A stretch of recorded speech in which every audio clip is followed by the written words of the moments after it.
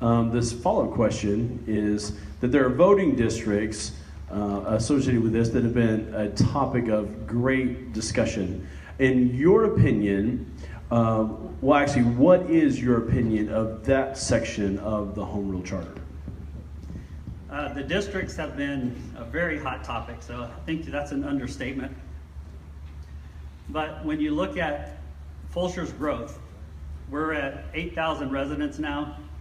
When the Charter Commission talked about districts back and forth, there was a case that was out there in the Supreme Court, Evanwell versus Abbott, and they weren't sure if they were going to have districts set on population or registered voters. That decision has been handed down, and it was unanimous from the Supreme Court. Districts will be based on population. And so we have, currently as proposed, there's 5 districts, single member districts in the city of Fulshere. And those would break out in those 8,000 residents, about 1,600 residents each.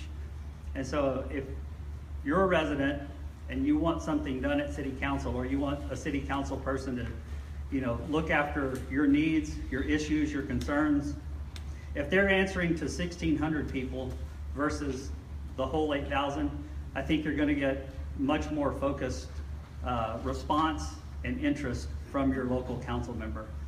So I think it takes the